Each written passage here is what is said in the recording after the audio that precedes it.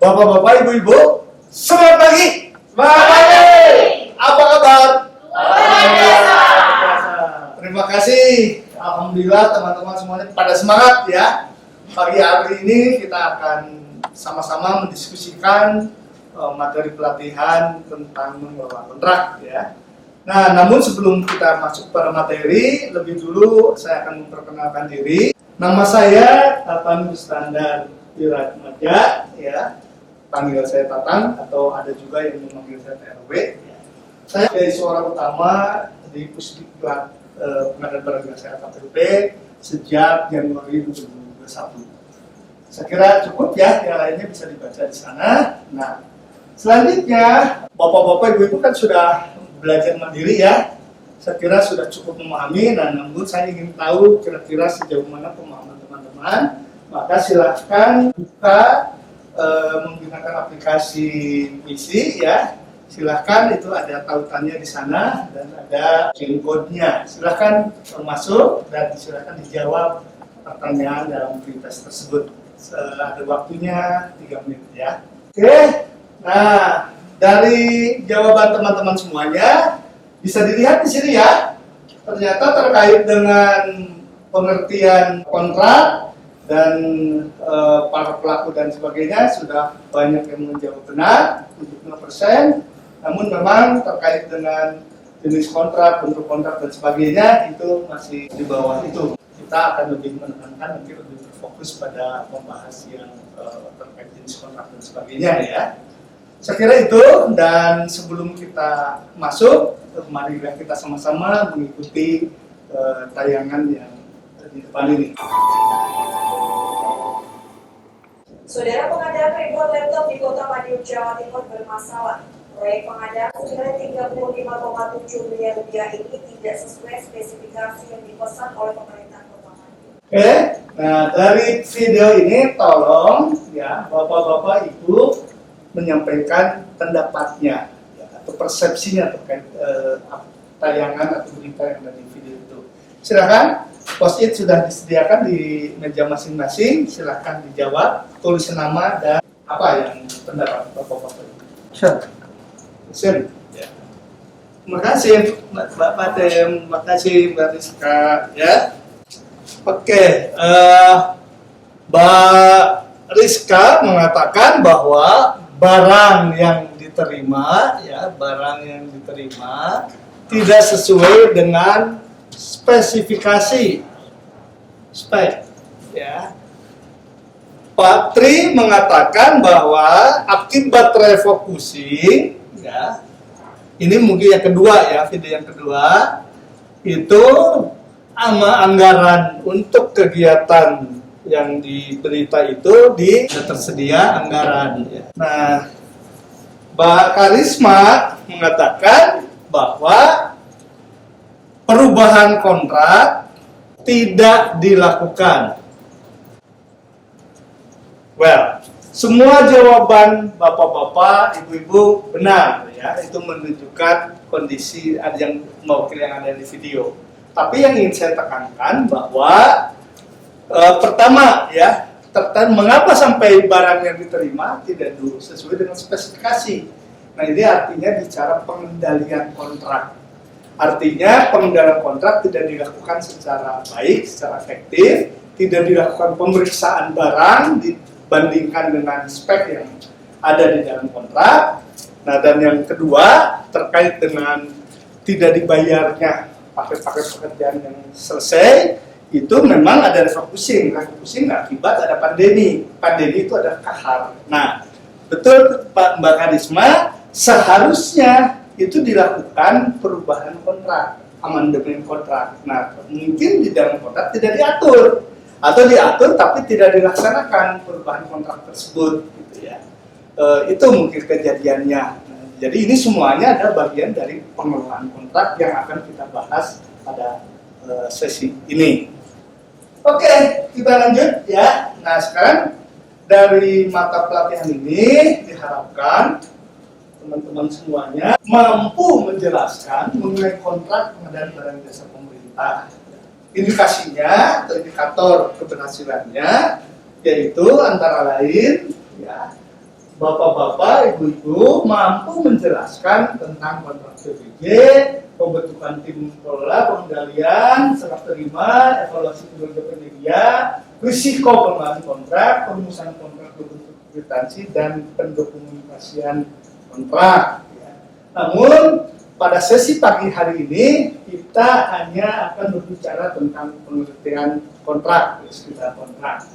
Nah, kontrak sendiri ada 4 hal yang akan dibicarakan: definisi, jenis kontrak, bentuk kontrak, dan cara membayar dan sebagainya. Namun sampai istirahat pagi nanti ya, kita hanya akan membahas 2 hal terkait definisi dan jenis kontrak. Ya. Berikutnya kita bicara kontrak ya, namun terkait dengan definisi saya kira dari hasil pretest saya kira lebih dari 75% sudah menjawab benar, jadi mohon izin di skip saja ya, tidak perlu dibahas ya. Ini definisi kontrak kita langsung saja, termasuk syarat sahnya kontrak. Saya kira jawabannya sudah pada betul ya, para pihak sudah betul.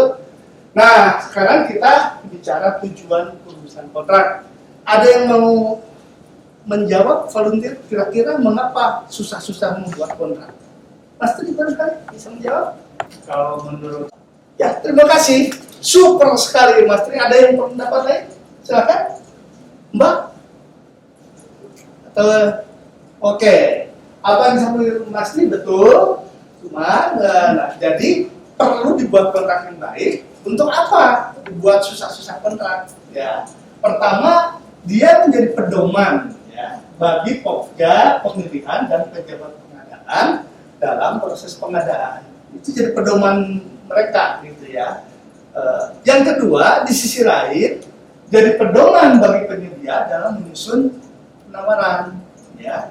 Dan yang ketiga yang disampaikan Mas Tri tadi, pedoman pengikatan dan hubungan kerjasama antara PPK dan penyedia dalam pelaksanaan pekerjaan ya, supaya tidak terjadi sengketa ya, seperti tadi yang disampaikan.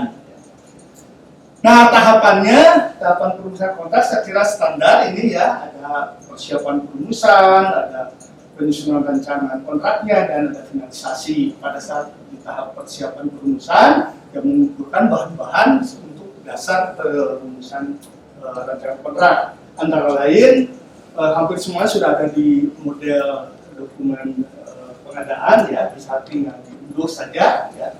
Untuk baru kita kemudian menentukan jenis pengadaan, memilih jenis dan bentuk kontrak sesuai ketentuan yang ada. Ya.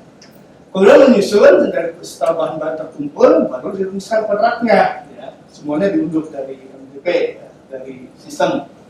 Dan terakhir melakukan penelaahan dan validasi sebagai untuk selanjutnya dilakukan penandatanganan kontrak. Itu terkait dengan prosesnya. Nah, sekarang kita bicara persiapan perumusan kontrak. Di perumusan kontrak itu pertama yang itu adalah menentukan jenis pengadaannya, apakah pengadaan barang, pekerjaan konstruksi, atau jasa konsultansi dan sebagainya. Kemudian memilih jenis kontrak. Nah, ini yang akan kita perdalam pada tadi dari Pribas, masih belum banyak yang bagus ya jawabannya. Kemudian bentuk kontrak. Nah, kemudian mempersiapkan dokumen rancangan kontrak. Tadi sudah saya sampaikan, naskah atau template-nya ada di sistem, tinggal diunduh ya. Saya suka juga demikian. Gitu ya. Nah, dokumen pendukungnya itu RUP, spesifikasi teknis, gambar, daftar kuantitas dan harga. Nah, itu semua menjadi masukan untuk kemudian disusun rancangan kontrak. Nah, sekarang kita baru mulai ke jenis kontrak. Ada yang tahu jenis kontrak? Sudah baca? Oke, saya kira wajar ya, tidak bisa menjawab. Karena tadi dari pretestnya juga belum bagus ya jawabannya. Jenis kontrak itu ada banyak ya, ada lamsam, harga satuan, gabungan lamsam harga satuan, kontrak payung, ya, biaya plus imbalan, kemudian putar kunci atau turnkey, ada waktu penugasan. Nah, tidak semua jenis kontrak ini sesuai dengan jenis pengadaannya. Jadi tidak semuanya bisa diterapkan, diberlakukan. Ya. Karena ada jenis pengadaan barang, pekerjaan konstruksi, kemudian jasa lainnya, jasa konsultansi dan jasa konsultansi konstruksi. Nah, di sini yang dicontreng hijau itu adalah kesesuaian jenis kontrak terhadap jenis pengadaan. Yang di pros merah itu yang tidak sesuai. Nah, bisa dilihat di sini yang banyak sesuai, yang banyak digunakan artinya adalah jenis kontrak lamsam, harga satuan, dan gabungan lamsam dan harga satuan. Karena itu mari kita sama-sama pelajari ketiga jenis kontrak tersebut. Kapan kita melaksanakan atau menerapkan kontrak lamsam? Yaitu apabila ruang lingkup waktu pelaksanaan dan produk atau keluarkannya dapat didefinisikan dengan jelas. Artinya volume atau kuantitas dari barang jasa yang kita ingin peroleh itu sudah bisa dipastikan, tidak akan berubah. Demikian pula sudah tentu harga satuannya itu sudah bisa ditentukan. Sehingga semua risiko dalam apabila ada perubahan itu menjadi risiko penyedia. Kita seakan-akan membeli produk, jadi orientasinya adalah keluaran, output, ya, output base. Nah, berbeda dengan lamsam, ada kontrak jenis harga satuan. Nah, pada kontrak jenis harga satuan, justru volumenya atau ruang lingkupnya atau kuantitasnya belum bisa dipastikan pada saat berkontrak, masih bisa berubah. Contohnya, pada saat membangun gedung, misalnya fondasinya membangun gedung di tanah rawa, fondasinya itu belum bisa dipastikan.